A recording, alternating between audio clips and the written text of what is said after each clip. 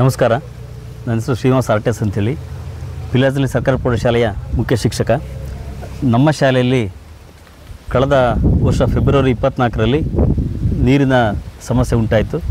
ಕಳೆದ 1 ವರ್ಷದಿಂದ ಕೂಡ ಈ ಬೋರ್ವೆಲ್ಲು ನೀರನ್ನು ಕೂಡ ನಿಲ್ಲಿಸಿತ್ತು. ಅದಕ್ಕೆ ಪರಿಹಾರವನ್ನು ಹುಡುಕಬೇಕು ಅನ್ನೋ ಕಾರಣಕ್ಕೆ ನಾವು ದೇವರಾಜ್ ರೆಡ್ಡಿ ಸರ್ ಅವ್ರನ್ನ ಮಾತಾಡಿಸಿದಾಗ ದೇವರಾಜ್ ರೆಡ್ಡಿ ಸರು ಇದಕ್ಕೆ ಜಲ ಮರುಪೂರಣ ಮಾಡುವಂಥದ್ದು ತಂತ್ರಜ್ಞಾನವನ್ನು ನಮಗೆ ಹೇಳಿಕೊಟ್ರು. ಆ ಮೂಲಕ ದೇವರಾಜ್ ರೆಡ್ಡಿ ಸರ್ ಇವತ್ತು ನಾವು ನಮ್ಮ ಶಾಲೆಗೆ ಕರೆಸಿ ಜಲ ಮರುಪೂರ್ಣ ಮಾಡುವಂಥ ಒಂದು ಕೆಲಸದ ಮಾಡಿದ್ವಿ. ಇದು ಮಾಡುವಂಥ ಸಂದರ್ಭದಲ್ಲಿ ಸುತ್ತಮುತ್ತಲಿನ ರೈತರು, SMC ಪದಾಧಿಕಾರಿಗಳು, ಆಸಕ್ತರು ಮತ್ತು ವಿದ್ಯಾರ್ಥಿಗಳ ಒಳಗೊಂಡಂತೆ ಅವರ ಎದುರಿಗೆ ಈ ಪ್ರಾತ್ಯಕ್ಷಿತೆಯನ್ನು ನಡೆಸಲಾಯಿತು. ಇವತ್ತು ನಾವು 12 ಆಳ ಮತ್ತು 7 ಅಡಿಯಷ್ಟು 7 ಅಡಿಯಷ್ಟು ಇರುವಂಥ ಒಂದು ಈ ವಿಸ್ತೀರ್ಣದಲ್ಲಿ ಜಲಮರುಪೂರ್ಣ ಮಾಡುವಂಥ ಒಂದು ಕೆಲಸನ ಮಾಡಿದ್ದೇವೆ. ಮುಂದಿನ ದಿನಗಳಲ್ಲಿ ಇದಕ್ಕೆ ನೀರು ಸಂಗ್ರಹ ಆಗಿ ನಮ್ಮ ಶಾಲೆಗೆ ನೀರು ಕೊಡುವಂಥ ಒಂದು ಕೆಲಸ ಆಗುತ್ತೆ ಅನ್ನುವಂಥ ಒಂದು ನಂಬಿಕೆ ಕೂಡ ನಮ್ಮಲ್ಲಿದೆ. ನೀರನ್ನು ನಾವು ಎಷ್ಟು ಬಳಸ್ತೀವಿ ಅನ್ನೋದ್ರ ಜೊತೆಗೆ ನೀರನ್ನು ಉಳಿಸುವಂಥ ಕೆಲಸ ಕೂಡ ಮಾಡಬೇಕು ಅನ್ನುವಂಥ ಜ್ಞಾನವನ್ನು ಮಕ್ಕಳಿಗೆ ಕೊಡೋ ದೃಷ್ಟಿಯಿಂದ ಮಕ್ಕಳಿಗೂ ಕೂಡ ಮಾಹಿತಿಗಳನ್ನು ಇವತ್ತು ಸರು ಸಂವಾದದ ಮೂಲಕ ಮಾಹಿತಿಗಳನ್ನು ಕೊಟ್ಟಿದ್ದಾರೆ. ಈ ಜಲ ಮರುಪೂರ್ಣ ಮಾಡುವಂಥ ಸಂದರ್ಭದಲ್ಲಿ ಬೇಕಾದಂಥ ಎಲ್ಲ ಖರ್ಚು ವೆಚ್ಚ, ಇದರ ಎಲ್ಲ ಸಾಮಗ್ರಿಗಳನ್ನು ದಾನಿಗಳು ನೆರವಿನಿಂದ ಮಾಡಲಾಗಿದೆ. ಆ ದಾನಿಗಳು ಕೂಡ ನಾನು ಧನ್ಯವಾದವನ್ನು ಅರ್ಪಿಸ್ತೇನೆ. ಒಟ್ಟಾರೆ ಇಂಥ ಎಲ್ಲ ಪ್ರಾತ್ಯಕ್ಷಿತೆಯನ್ನು ನೋಡಿದಂಥ ರೈತ ಬಂಧುಗಳು, ಕೃಷಿ ಬಂಧುಗಳು ಇಂಥ ಒಂದು ಜಲ ಮರುಪೂರ್ಣ ಮಾಡುವಂಥ ಕೆಲಸಗಳನ್ನು ಅವರವರ ಜಮೀನಲ್ಲೇ ಮಾಡಿಕೊಂಡ್ರೆ ಖಂಡಿತವಾಗ್ಲೂ ಕೂಡ ಯಥೇಚ್ಛವಾಗಿ ಕೃಷಿ ಬದುಕಿನಲ್ಲಿ ಸಂತಸವನ್ನು ಪಡಿಬೋದು ಅನ್ನುವಂಥದ್ದು ನನ್ನ ಅಭಿಲಾಷೆ. ಯಾಕೆಂತಂದರೆ ಕಳೆದ 8-9 ವರ್ಷಗಳಿಂದ ಸರು ನಮ್ಮ ಜಮೀನಿಗೆ ಬಂದು ನಮ್ಮ ಜಮೀನು ಕೂಡ ಇಂಥದೇ ಒಂದು ಜಲ ಮರುಪೂರ್ಣವನ್ನು ಮಾಡಿರುವಂಥ ಒಂದು ಐತಿಹ್ಯ ನಮ್ಮ ಜೊತೆಗಿದೆ, ನಮ್ಮ ಅನುಭವ ಇದೆ. ಆ ಅನುಭವದ ಆಧಾರದ ಮೇಲೆ ಸರ್ ಅವ್ರನ್ನ ಇಲ್ಲಿ ನಾವು ಇನ್ವೈಟ್ ಮಾಡಿದ್ದಾಯಿತು. ಇವತ್ತು ಕೂಡ ನಮ್ಮ ಜಮೀನಲ್ಲಿ ನೀರಿನ ಸಮಸ್ಯೆ ಇಲ್ಲ. ಅದೇ ಆಧಾರದ ಮೇಲೆ ಇಲ್ಲೂ ಕೂಡ ಮುಂದೆಂದೂ ಕೂಡ ನೀರಿನ ಸಮಸ್ಯೆ ಆಗಬಾರ್ದು ಅನ್ನುವಂಥ ನಿಟ್ಟಿನಲ್ಲಿ ಈ ಎಲ್ಲ ಜಲ ಮರುಪೂರ್ಣ ಮಾಡುವಂಥ ಕೆಲಸಗಳನ್ನು ಇಲ್ಲಿ ಮಾಡಿದ್ದೇವೆ. ಒಟ್ಟಾರೆ ನಮ್ಮ ಶಾಲೆಗೆ ನಿರಂತರವಾಗಿರುವಂಥ ಶುದ್ಧ ನೀರು ಸಿಗುತ್ತೆ ಅನ್ನುವಂಥ ನಂಬಿಕೆ, ವಿಶ್ವಾಸ ನಮಗಿದೆ. ಮತ್ತೊಮ್ಮೆ ಇದಕ್ಕೆ ಸಹಾಯ ಮಾಡಿದಂಥ ಸರ್ವ ದಾನಿಗಳು ಕೂಡ ವಂದಿಸ್ತಾ ಇದ್ದೇನೆ. ಮತ್ತು ದೇವರಾಜ್ ಸರ್ ತಾಂತ್ರಿಕ ಸಹಾಯವನ್ನು ಮಾಡಿದ್ದಾರೆ, ಅವರು ಕೂಡ ನಾವು ಧನ್ಯವಾದವನ್ನು ಅರ್ಪಿಸ್ತೇವೆ. Thank you sir.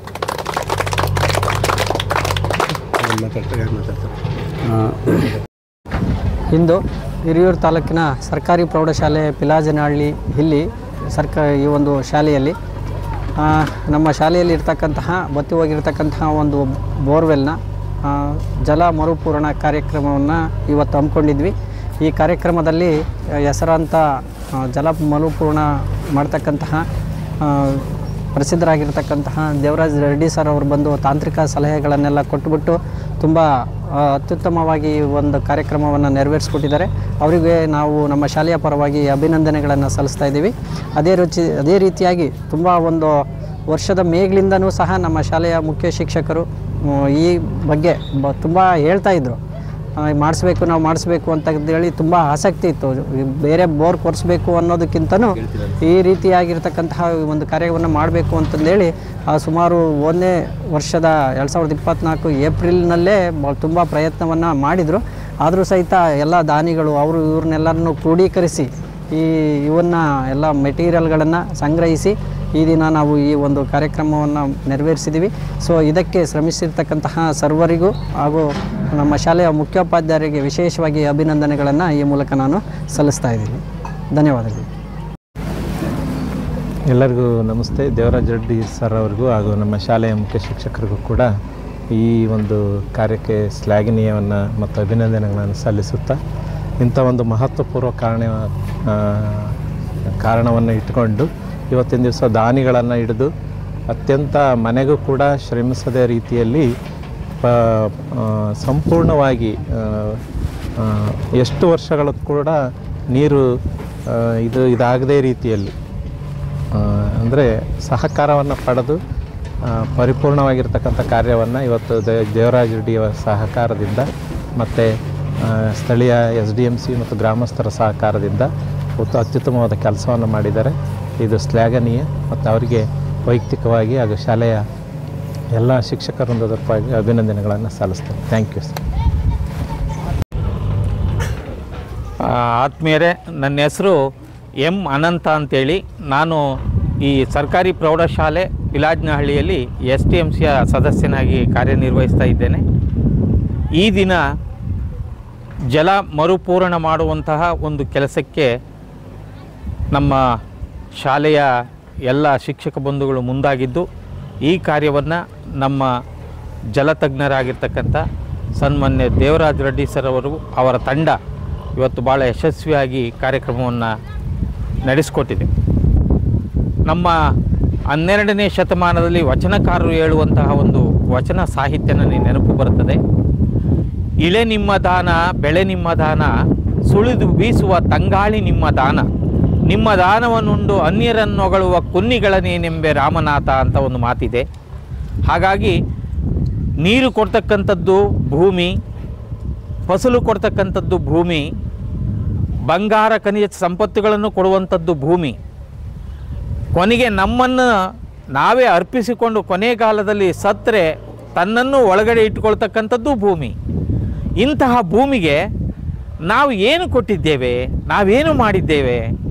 ಸಾವಿರಾರು ಬೋರ್ಗಳನ್ನು ಕೊರೆದು ಆ ಕೊರೆದಂಥ ಆಳಕ್ಕೋದಂಥ ನೀರನ್ನು ತೆಗೆದು ಅಲ್ಲಿರುವಂಥ ಎಲ್ಲ ಲವಣಾಂಶಗಳು ಇದ್ದರೂ ಸಹ ಬಿಡದೆ ಉಪಯೋಗಿಸುವಂಥ ಸ್ಥಿತಿ ಇವತ್ತು ಬಂದು ಒಂದು ಹನಿ ನೀರಿಗೂ ತಾತ್ಸಾರವನ್ನು ಪಡುವಂತಹ ಆಪತ್ತನ್ನು ಎದುರಿಸುವಂತಹ ಕಾಲವನ್ನು ನಾವು ಎದುರಿಸಬೇಕಾಗಿದೆ.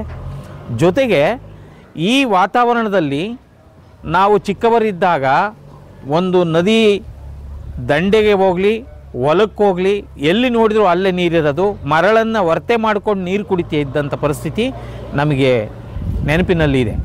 ಹಿಂದಿನ ಕಾಲದಲ್ಲಿ ಆಗಿತ್ತು, ಆಗ ನಮ್ಮ ಪೂರ್ವಜರ ಕಾಲದಲ್ಲಿ ಆಗಿದ್ದಿದ್ದು ಈಗ ಯಾಕಿಲ್ಲ? ಇದು ಪ್ರಶ್ನೆ. ಇವತ್ತು ಬಳಕೆ ಮಾಡುವಂಥ ವಿಧಾನದಲ್ಲಿ ನಾವು ವಿಫಲರಾಗಿದ್ದೇವೆ, ಬೇರೆ ಬೇರೆ ವಿಧಾನಗಳನ್ನು ಮಾಡಿದ್ದೇವೆ. ಹಾಗಾಗಿ ಹೆಚ್ಚು ಬಳಕೆ ಆಗಿದೆ ಹೊರತು ಅದನ್ನು ಶೇಖರಿಸುವಂಥ ಕಾರ್ಯವನ್ನು ನಾವು ಮಾಡ್ತಾ ಇಲ್ಲ. ಅದನ್ನು ಮಾಡಬೇಕು ಅಂತಲೇ ಇವತ್ತು ಒಂದೊಂದು ಬೋರಿಗೂ ರೀಚಾರ್ಜ್ ಮಾಡುವಂತಹ ಕೆಲಸವನ್ನು ನಮ್ಮ ದೇವರಾಜು ರೆಡ್ಡಿ ಸರ್ ಅವರ ತಂಡ ಮಾಡ್ತಾ ಇದೆ. ಹಾಗಾಗಿ ನಮ್ಮ ಶಾಲೆಯಲ್ಲಿ ಈ ಒಂದು ಕಾರ್ಯ ಮಾಡಿರತಕ್ಕಂಥದ್ದು, ಅದು ಈ ಬೆಂಗಾಡು ಬಿಸಿಲಿನ ನಾಡು, ಅದರಲ್ಲೂ ಈ ಕಲ್ವಳಿ ಭಾಗದಲ್ಲಿ ನೀರೇ ಇಲ್ಲ ಅಂತಕ್ಕಂಥ ಸ್ಥಿತಿನಲ್ಲಿ ಈ ಮಳೆ ಕೊಯ್ಲು ಕಾರ್ಯಕ್ರಮ ಭಾಳ ಯಶಸ್ವಿ ಆಗಬೇಕು ಅಂತೇಳಿ ನಮಗೆ ನಮ್ಮ ಕರೆಗೆ ಹೋಗೊಟ್ಟು ಬಂದು ಇವತ್ತು ನಮಗೆ ಪ್ರಾತ್ಯಕ್ಷಿಕೆ ಮೂಲಕ ತೋರಿಸ್ಕೊಟ್ಟಿದ್ದಾರೆ. ನಿಜಕ್ಕೂ ಅದು ಮೆಚ್ಚುವಂಥದ್ದು. ಏನಾದರೂ ಮಳೆ ಬಂದು ಅದು ಭಾಳ ಯಶಸ್ವಿ ಆದರೆ ನಮ್ಮಂಥ ಧನ್ಯರು ಯಾರೂ ಇಲ್ಲ. ಅದನ್ನು ಯಶಸ್ವಿ ಮಾಡಲಿಕ್ಕೆ ನಾವೆಲ್ಲರೂ ಭಾಳ ಹುಮ್ಮಸ್ಸಿನಿಂದ ಕೆಲಸ ಮಾಡಬೇಕು. ಜೊತೆಗೆ ಆ ನೀರನ್ನು ಸಂಗ್ರಹ ಮಾಡಿದ ನೀರನ್ನು ಮರುಬಳಕೆ ಮಾಡಿಕೊಳ್ಳುವಂತಹ ಪರಿಸ್ಥಿತಿಯನ್ನು ನಮ್ಮ ಮಕ್ಕಳು ಎಲ್ಲರಿಗೂ ಹೇಳಬೇಕು. ಅವರು ಸಹ ಶುದ್ಧವಾದ ನೀರನ್ನು ಕುಡಿಯುವಂತೆ ಕೆಲಸ ಆಗಬೇಕು ಅಂತ ಹೇಳ್ತಾ, ಈ ಸುಸಂದರ್ಭದಲ್ಲಿ ನಮಗೆ ಈ ಒಂದು ಕೆಲಸವನ್ನು ಮಾಡಲಿಕ್ಕೆ ಬಂದಂಥ ಎಲ್ಲ ತಂಡದವರಿಗೂ ಸಹ ಹೃತ್ಪೂರ್ವಕವಾಗಿ ವಂದಿಸ್ತಾ ನಾನು ಮಾತನ್ನು ಮುಗಿಸ್ತೇನೆ.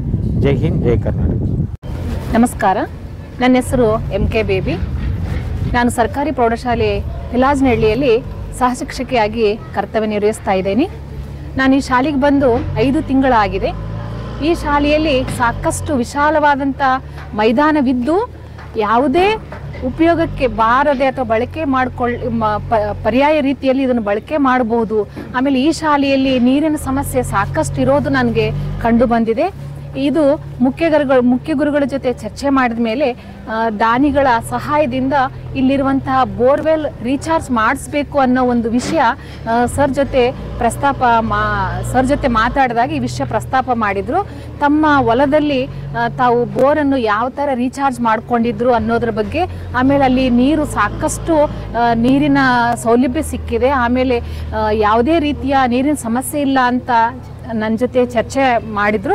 ಸೊ ಈ ವಿಷಯವನ್ನು ಅರಿತು ನಾನು ಕೆಲವರ ಮುಖ್ಯ ಗುರುಗಳು ಸೇರಿ ಕೆಲವರ ದಾನಿಗಳ ಸಹಾಯದಿಂದ ಇದಕ್ಕೆ ಏನೇನು ಮಟೀರಿಯಲ್ಸ್ ಬೇಕು ಅವನ್ನೆಲ್ಲವನ್ನು ಸಂಗ್ರಹ ಮಾಡಿಕೊಂಡು ಇದಕ್ಕೆ ತಾಂತ್ರಿಕ ಸಲಹೆ ನೀಡಲಿಕ್ಕೆ, ಆಮೇಲೆ ಇದರ ಬಗ್ಗೆ ಸಂಪೂರ್ಣವಾದಂಥ ಮಾಹಿತಿಯನ್ನು ಹೊಂದಿರುವಂತಹ ಸಾಕಷ್ಟು ಬೋರ್ವೆಲ್ಗಳನ್ನು ರೀಚಾರ್ಜ್ ಮಾಡಿರುವಂತಹ ಅನುಭವ ಹೊಂದಿರುವಂತಹ ಈ ಭಾಗದ ಒಂದು ಜಲ ಭಗೀರಥ ಅಂತ ಕರೆಸ್ಕೊಂಡಿರುವಂತಹ NJ ದೇವರೆಡ್ಡಿ ಸರ್ ಇವರ ಒಂದು ತಾಂತ್ರಿಕ ಸಲಹೆ ಮೇರೆಗೆ ನಾವು ಈ ದಿನ ನಮ್ಮ ಶಾಲೆಯಲ್ಲಿ ಈ ಒಂದು ಜಲ ಮರುಪೂರ್ಣ ಮಾಡುವಂಥ ಒಂದು ಪ್ರಾತ್ಯಕ್ಷಿಕೆಯನ್ನು ನಮ್ಮ ಶಾಲೆಯಲ್ಲಿ ಮಾಡಿದ್ವಿ.